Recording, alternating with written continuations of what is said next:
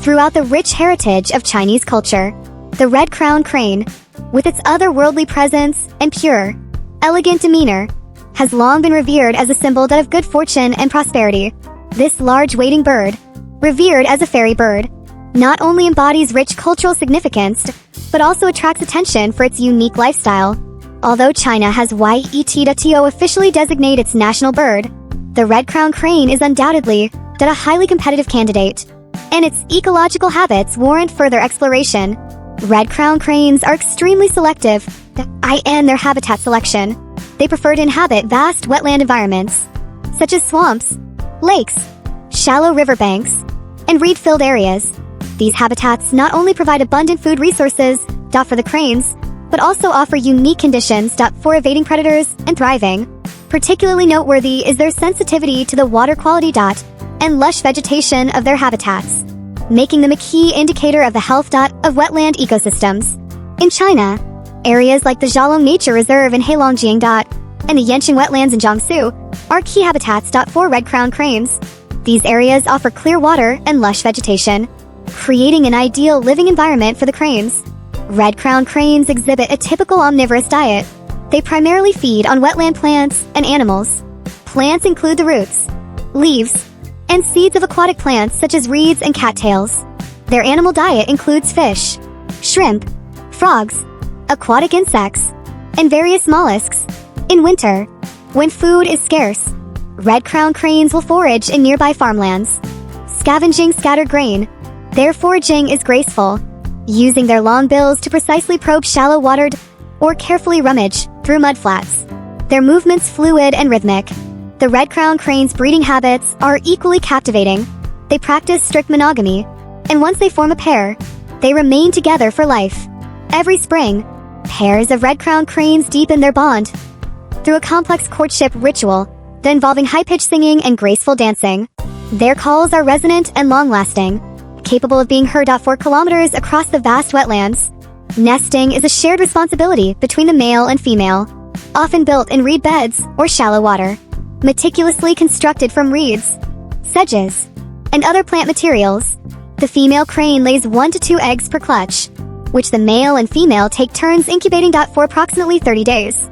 Chicks are precocial and cannot follow their parents soon after hatching, but require 3 to 5 months of intensive care before becoming independent. Migration plays a crucial role in the life of the red-crowned crane.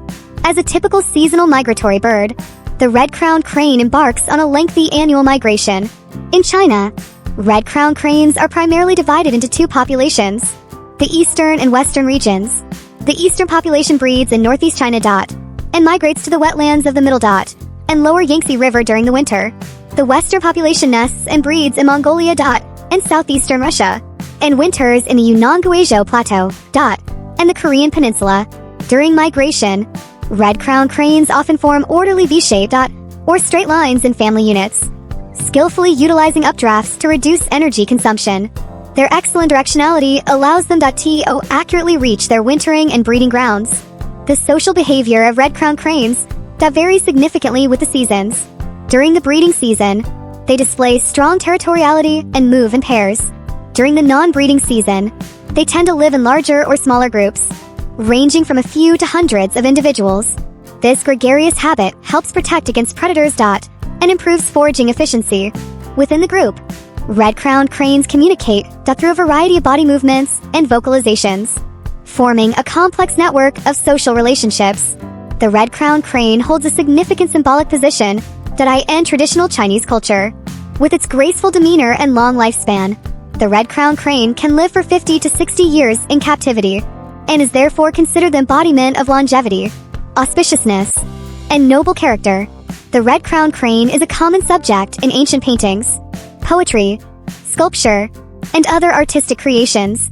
In Taoist culture, in particular, the red-crowned crane is endowed with a transcendental sacredness, serving as the mount for immortals. These cultural connotations have ensured the crane an irreplaceable place in the hearts of the Chinese people.